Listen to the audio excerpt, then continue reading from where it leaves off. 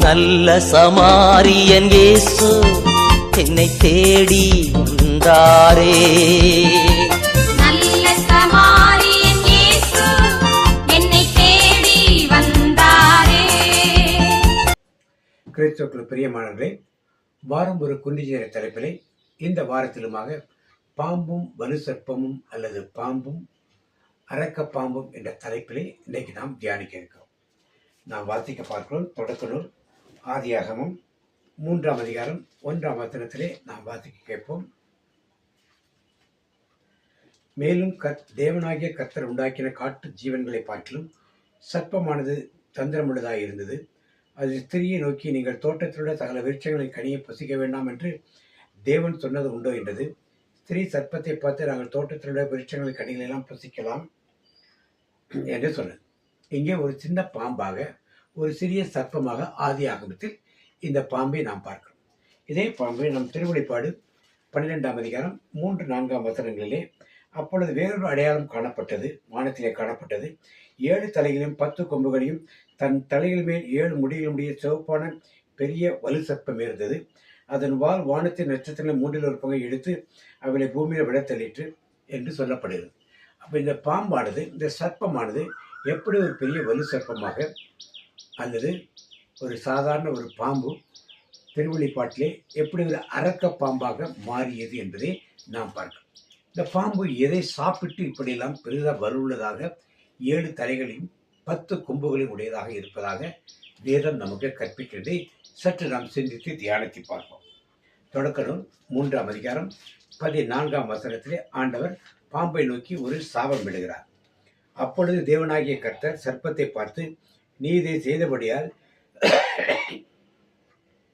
சகல நாட்டு முறைகளிலும் சகல காட்டு முறைகளிலும் சபிக்கப்பட்டிருப்பாய். நீ வயிற்றினால் நகர்ந்து உயிரோடு இருக்கிறாலே மண்ணை தின்பாய் என்று ஒரு சாபத்தை கொடுக்கிறார். பாம்பு மண்ணோடு தவழ்ந்து வர ஆரம்பித்து விட்டது. மண்ணில் ஊர்ந்து வர ஆரம்பித்து இன்றைக்கும் பார்க்கும். ஆனால் பாம்பும் மண்ணை தின்பதை நாம் பார்க்கிறோமா? எங்கேயாவது பாம்பு மண்ணை தின்பது யாராவது பார்த்திருக்கிறார்களா? எந்த விஞ்ஞானிகளாவது சொல்லுகிறார்களா? அல்லது நமக்கு இருக்கிற இன்டர்நெட் ஃபெசிலிட்டியிலே எங்கேயாவது போய் சர்ச் பண்ணி பார்த்தால் பாம்பு மண்ணை தின்கும் என்ற உண்மையை யாராவது சொல்லுகிறார்களா? அப்ப வேதம் சொல்வது தவறா சரியா? வேதம் நீ மண்ணை தின்பாய் என்று சொல்லுகிறது. எதை தின்றது இந்த பாம்பு? மனிதன். வேதாமத்தில் பார்க்கிறோம். 2ஆம் அதிகாரம் ஆதியாகமம் 2ஆம் அதிகாரம் 7ஆம் வசனத்திலே,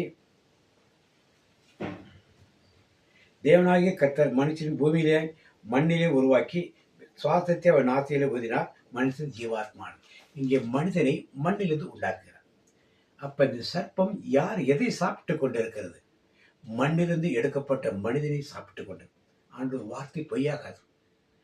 அது மண்ணை சாப்பிடவில்லை, மண்ணிலிருந்து எடுக்கப்பட்ட மனிதனை சாப்பிட்டு கொண்டிருக்கிறது.